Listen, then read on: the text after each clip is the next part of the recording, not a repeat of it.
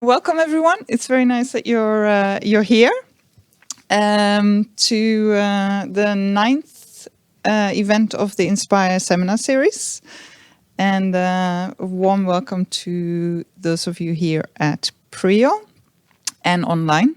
Most of our events have been virtual, but we're now alternating with fully virtual, but also meetings that are at Prio, which also means we can do some more interactive stuff, which I'm very excited about, including the workshop today.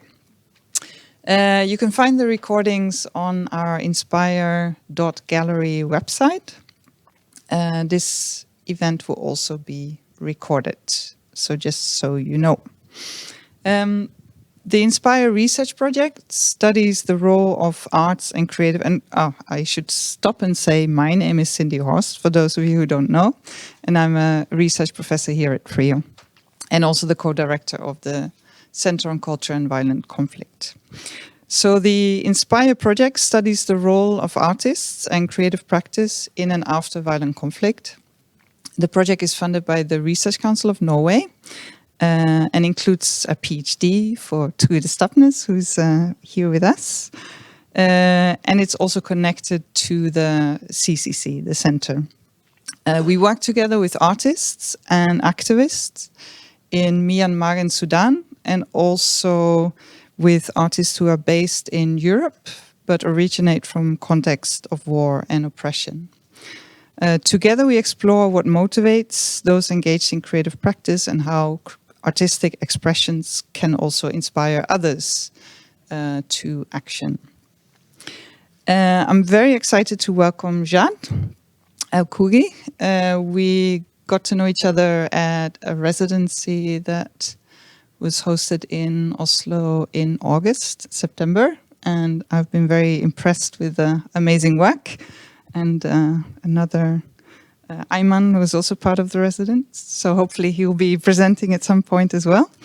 Jad is an architect and a visual artist, and he holds an MA in architecture from the Lebanese University and a Master of Fine Arts in Art and Public Space from Oslo National Academy of the Arts, I guess here known as KIO. In his artistic practice, he often uses the public space to invite the audience to think beyond the reality they are familiar with. So hopefully we'll get a sense of that also today. You'll speak about your work and your practice, focusing on serendipity, heritage, memory, and healing. And there will be a Q&A, and afterwards we'll be working with this box, which contains... I'm not going to say that, but that's a workshop that we'll be having together afterwards. So that's just for us here. So without further ado, welcome Jad. Yes, thanks Cindy for the presentation. And I would present today some of the projects I have been working on in Beirut and here in Oslo. I have moved here 2 years ago, and before that, I lived all my life in Beirut. I was born 2 years before the end of the civil war that happened between 1975 and 1990. So I don't remember anything of it, but most probably a lot of trauma has been absorbed by my body. Like, for example, when I was still a year old, in the like this basket where you put the kids, a bomb came into my parents' place, and I flew from this thing like 1 meter up.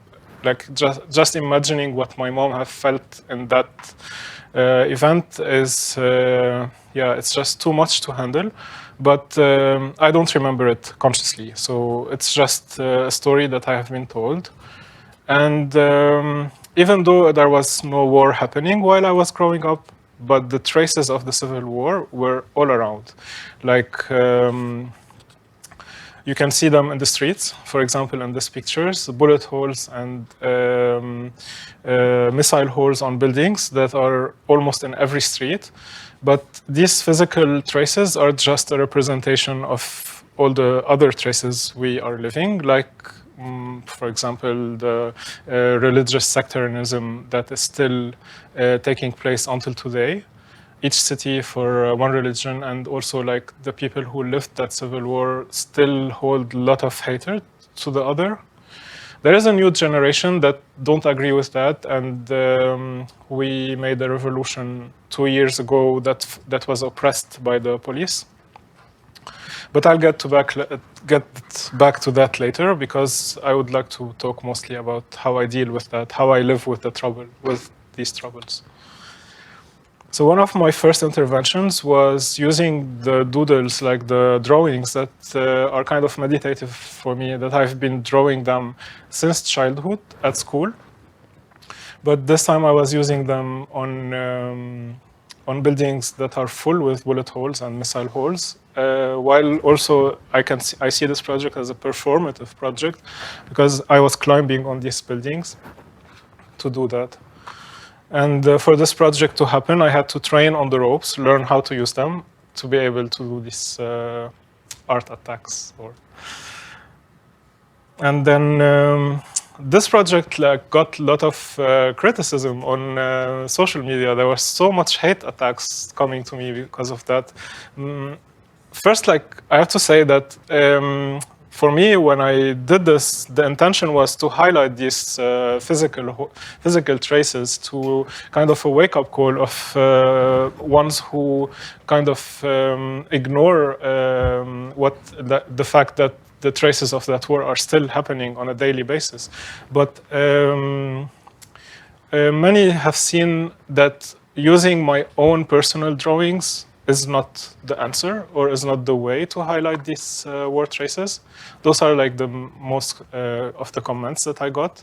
So I started looking for another medium, another material that could be that people who live in Beirut could relate to.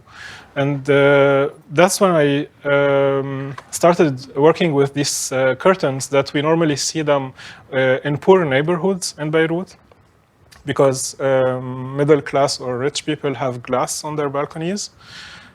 And I find these fabrics, they kind of make a scene in the city. They are poetic in their movement with the wind and colors.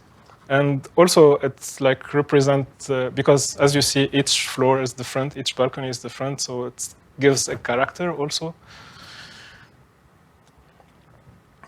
And they are present in both like Muslim and Christian parts of the city. And I wanted to use these materials again on these accidental monuments we have, like these buildings that remind people of the Civil War.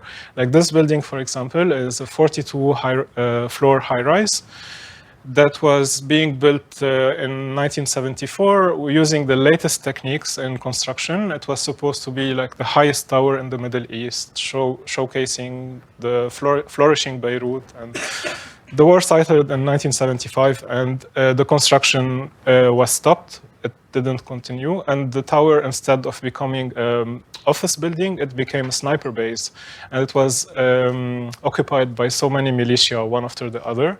After the civil war, the Syrian army occupied Lebanon for like 10 years, and also they were using this tower, the first 4 floors, as an army base. And today there's the Lebanese army in the first 4 floors who are there. So to do my intervention on this building, I had to take permission from the Ministry of Defense because there's an army base. I couldn't enter the building, in opposition to these previous works where I didn't have permission. It was just guerrilla works, guerrilla art. So here I had to ask the Ministry of Defense, but I didn't ask the owners of the building, which is a company that owns most of the city center in Beirut. It's called Solidaire. And it was a company that was supposed to rebuild Beirut after the civil war. But it turned out to be just a corruption machine that were sending bags of money to Switzerland. And they have destroyed so many Roman ruins on the way of rebuilding the city, as well as forcing so many people to sell for cheap prices their houses or their properties. So it was an ethical reason not to ask them when so yeah.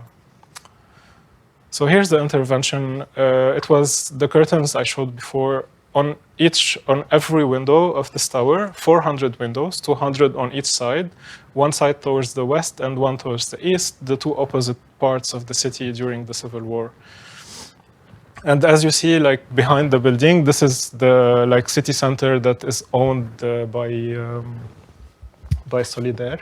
I don't know if this, yeah, you can see this is the building that I painted first, and that's the new one. And here you see this red sign is someone who didn't sell for Solidaire after the Civil War, and he's not allowed to use his hotel next to the sea. And he have this red sign saying "Stop Solidaire," like it has been here forever. And the rest is just superstar architects that Solidaire invites, trying to architecture wash their corruption. So here you have Norman Foster. This is Herzog and de Meuron, Swiss architects, and there you have it's not in the picture. You have Zaha Hadid. So they have been doing that. Now, for the installation I have done, like its main goal was to kind of transform this tower for a short period of time. It was only 1 week. It was a temporary installations. And through the wind movement, it was shimmering colors by the second. And here I can show you this quick video.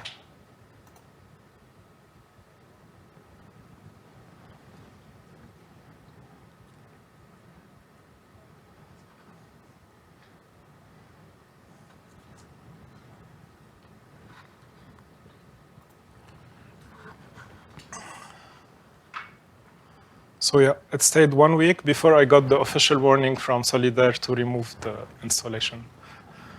But I think it was a good thing that it was temporary. I had no intention of having it permanent. First, the material doesn't handle moving with the wind for long. And then also it would be a lie, an illusion to show that tower in such a happy way, because the situation in the city wasn't that happy at all. It also relates, sorry, I have to say some other things, that it also relates to some theories in relation, for example, to political weather. And here a good reference would be forensic architecture. They have done this atlas of clouds. And here the clouds that they are talking about is the clouds you see from missiles, like from explosions. From the cloud, you have an atlas that you can tell what chemicals, what bomb, where it was made. Everything about that cloud that you see when an explosion happened. And then this installation got a lot of attention from international media and press, and then I started to get prizes and invited to festivals, to like street art festivals mainly, to do the same on other abandoned buildings, kind of reactivating them. And every trip, every building, every new city, village, I was using or reshaping the fabric I have to look like a material that people can relate to. Like this is in Sicily, for example, and I'm imitating these stripes you have on the doors of the coffee shops when you enter a coffee shop in Sicily. And then, then I did more. Like this is in Dunkirk in France. They had an exhibition about the wind, and they wanted to showcase the wind, exhibit the wind on their historical facade. This is in Corsica. My grandparents' place. All my grandparents' generation, mostly in villages, they have left these columns on the roof of their house, expecting their kids to build their house on top of them, but the kids never did, and you see this a lot in the villages. So with the curtains, I'm trying to create like partitions as if there is a house on top. That's in Stavanger for New Art Festival, and that used to be a fish factory before oil. An abandoned aquarium where the curtains looks like beach towels.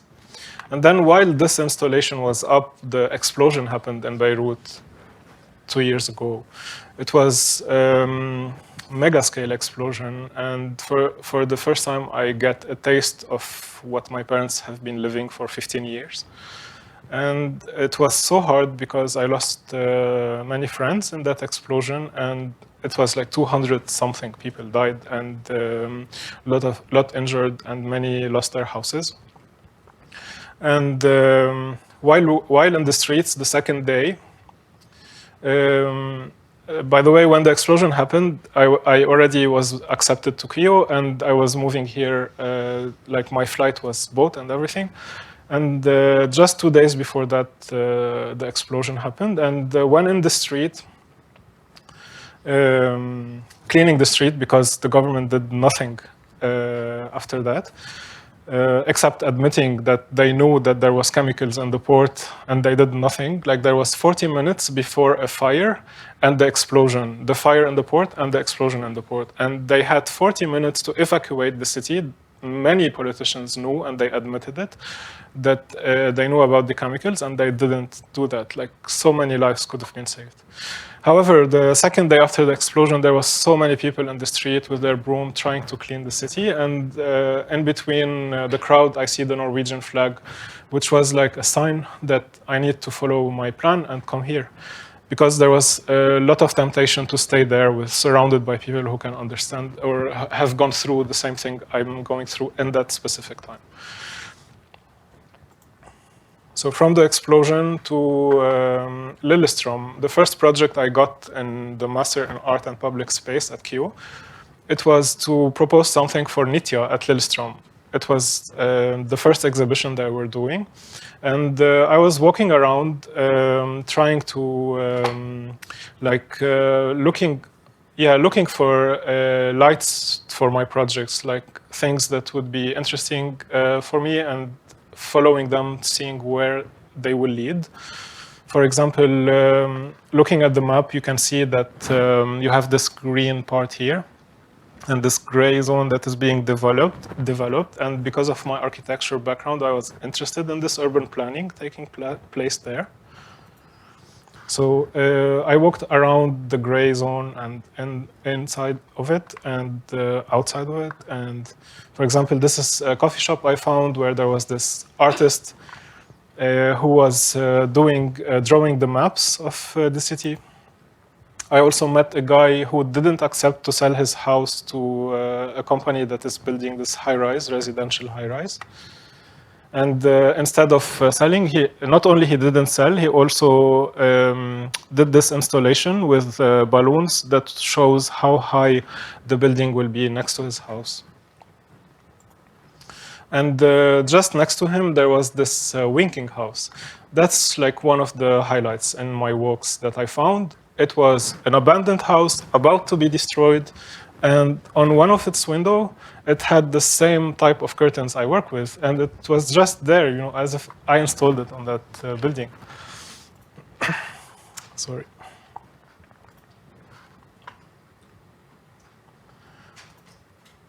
So I contacted the company demolishing that house and documented the demolition process.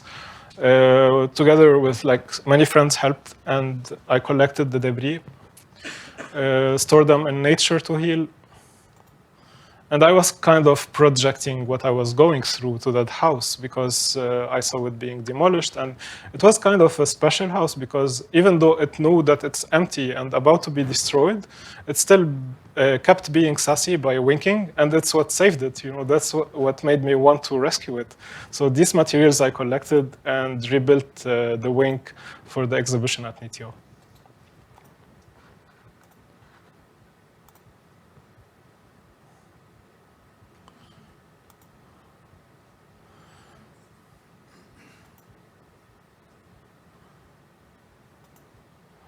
And then serendipity happens. That encounter is what led me to be interested in investigating serendipity.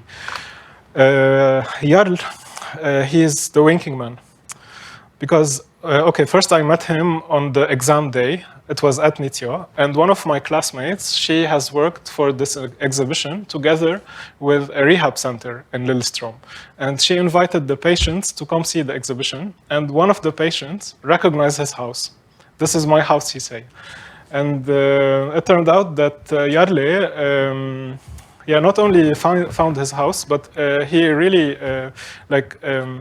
yeah, the biggest coincidence is serendipity is that Jarle served with the Norwegian army in Lebanon, and he has lost an eye because of the sadness and depression after coming back from Lebanon.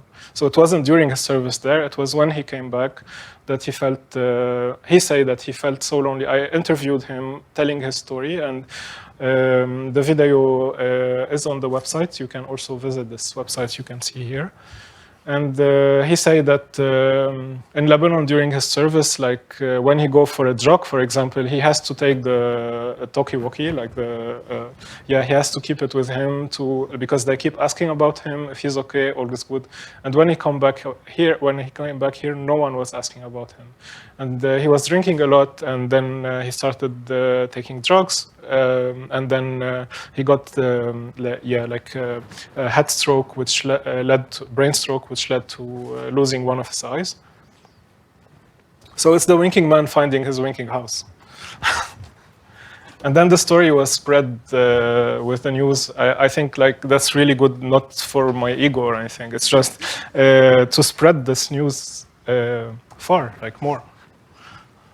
Not everyone comes to the exhibitions. Yeah. Another project, which today we will do a workshop based on what I'm collecting with this Care Portal. It's called Care Portal, and it's a rolling shutter that I shipped from Beirut to Amsterdam to the Street Art Museum. So what you see here is these traces of the Civil War, and the notes are messages that visitors to the museum can leave leave a message they want to send, or a reflection they have by encountering the war traces. So here's some pictures from the process, and that's the museum.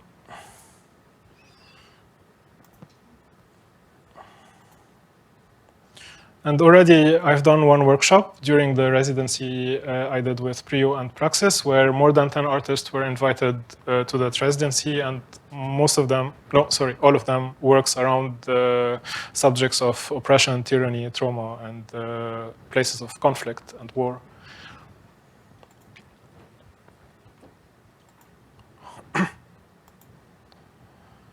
Okay.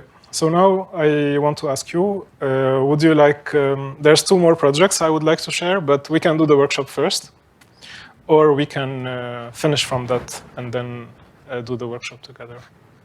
So maybe I do a raise of hand. Who would like to do workshop now? Okay, then I continue. So,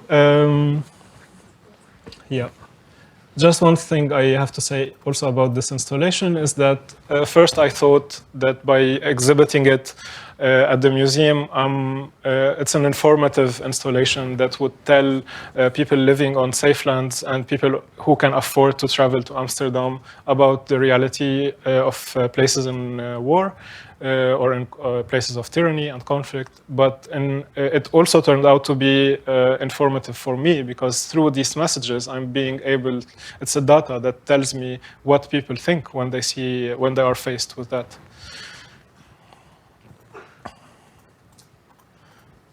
Okay. Lusater Garden, do you know it? It's here in Oslo. It's a garden over a car tunnel. And this garden took care of me when I arrived to Oslo. It's not this typical city urban garden where you rent a spot and you can plant. It's a communal garden. It's an art project by a collective called Future Farmers. And it was curated by Anna Beata. And so it includes, of course, the garden and also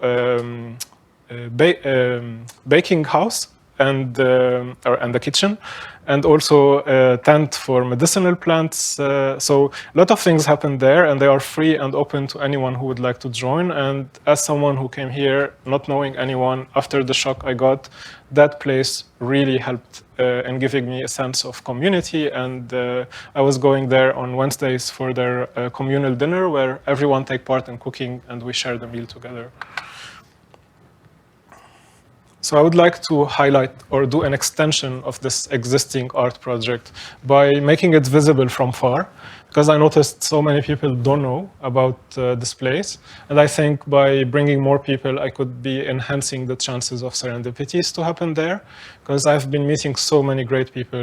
Like I met an artist working around insects. I met a retired violinist who's learning a new instrument, and it's just like it keeps happening that every time I go there, there's someone special I meet. So again, it's bringing this ecological, environmental sensitivity through the wind movement.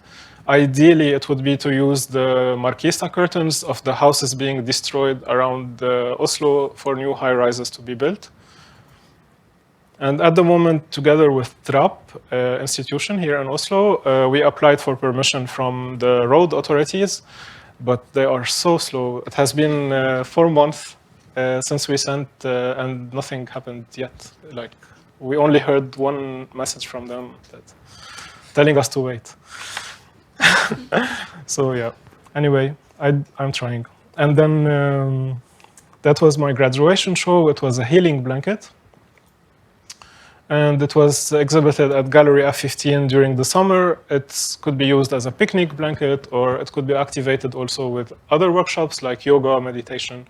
And it's just there outside for people to share it and use it. I've activated it twice with picnics. And yeah, I guess I'm gonna stop there. I have to stop there. So now I'm gonna open these messages. Oh yeah, thanks. So my question is in regards to the healing blanket. How did you come to the shape? Like, what is the story behind the shape? Yeah, like I wanted something that people could feel they are sitting together, but at the same time they can be alone. Like it's a double thing.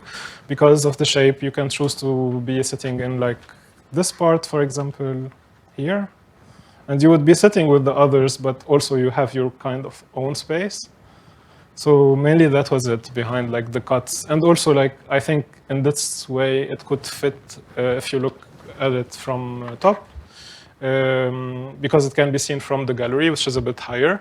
It can be installed anywhere in the garden as it was meant to be moving. It's not meant to be in the same place. The idea of this also is to continue using it in summer in parks, like take it to parks in Oslo and just put it there. So yeah, mainly these distorted edges is to make it fit any place I take it to. Hi, thank you so much for the presentation. I had a question about the first project that you introduced, where you said that, yes, so you did this art attack, and then you received a lot of hateful comments.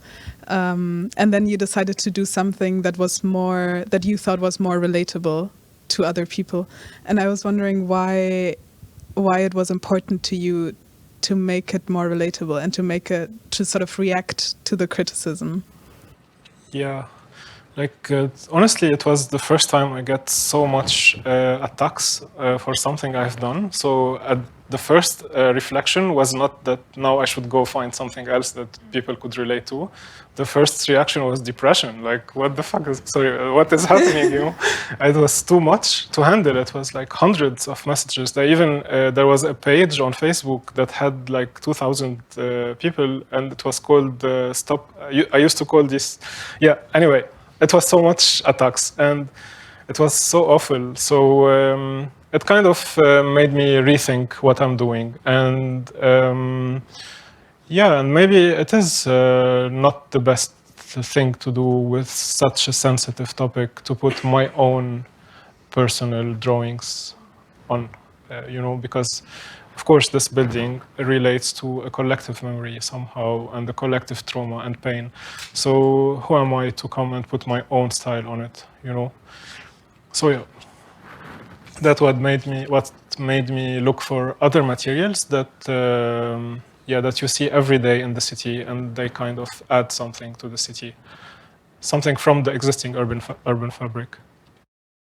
Sorry, I have another question also to follow up. Like, I was wondering to what extent, of course, like there is the sort of like physical familiarity of the texture and the textiles, but like, do you also feel that it has also something to do with temporariness, that people see it and think it's beautiful, but it's also something that comes and goes again? Or do you feel that people would have also liked the curtains to stay?